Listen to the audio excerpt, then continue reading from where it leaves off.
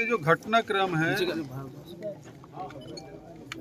शिव प्रसाद उर्फ कचरू मध्य प्रदेश क्योंकि बॉर्डर से लगा हुआ है, तो वो मार्केट गया था किसी जनक के साथ, वहाँ से वो लौटा नहीं शनिवार के बाद। रविवार को लोगों ने देखा कि उसकी डेड बॉडी किसी पेड़ में टंगा हुआ है।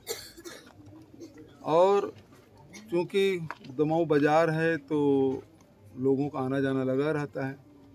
लोगों ने देखा तो मोटरसाइकिल अलग पड़ा हुआ था, मोबाइल टूटी हुई थी, कपड़े फटे हुए थे। जो जिस कपड़े में फांसी लगाया गया था उसमें भी खून के निशान थे, शरीर में खून के निशान थे।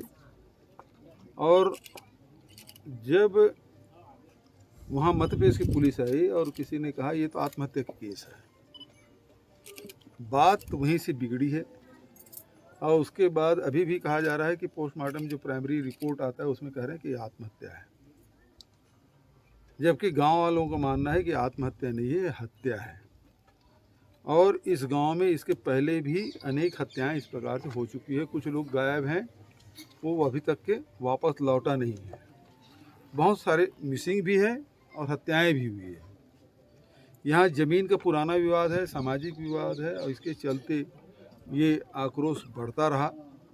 और जब इसको कहा गया कि हत्या नहीं है, आत्महत्या है, तो लोगों का आक्रोश बढ़ा और ये दूसरी जो बड़ी घटना घटी, घर में आग लगी। घर में आग लगी तो ये जानकारी मिली कि पुलिस यहाँ पहुँच चुकी थी। पुलिस की उपस्थिति में घर में आग लगी। पुलिस चाहती तो ये आगजनी को रोका जा सकता था, जो मृत्यु हुई उसे रोका जा सकता था। छत्तीसगढ़ की पुलिस, जबकि टीआई यहाँ और पूरी टीम 8-10 लोग पुलिस वाले यहाँ थे, यदि उस समय रोकते तो हो सकता था रुक जाता, लेकिन ये हुआ नहीं।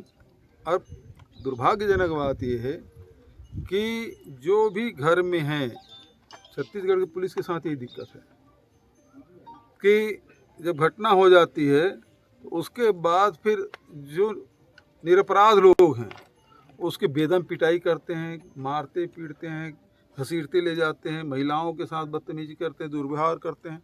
और अनेक ऐसे लोग, उस परिवार के लोग बताए कि वो थे ही नहीं घटना में और उन लोगों को भी ले जाया गया।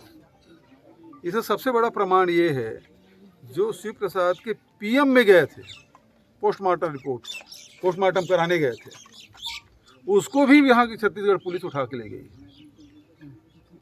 क्योंकि ये घटना है रविवार के 10-11 बजे के बाद की घटना है, और पीएम करा के आए हैं 3-4 बजे। दूसरी बात है, परिवार वालों को देखने तक नहीं दिए डेड बॉडी, और आनन फानन में उसको दफना दिया गया है। यदि पुलिस ये कह रही है कि ये आत्महत्या है और गांव वालों का ये कहना है कि ये आत्महत्या नहीं, हत्या है, तो ये कमेटी कम से कम इस बात की डिमांड करती है कि उसको सेकंड ओपिनियन लिया जाए। अभी डेड बॉडी डिकम्पोज नहीं हुआ है, चोट के निशाने हैं। मैं सरकार से यही मांग करूंगा कि उसके पहली बात यह है कि उसका सेकंड ओपिनियन लिया जाए। यदि ये कहती है कि आत्महत्या है तो सेकंड ओपिनियन होना चाहिए।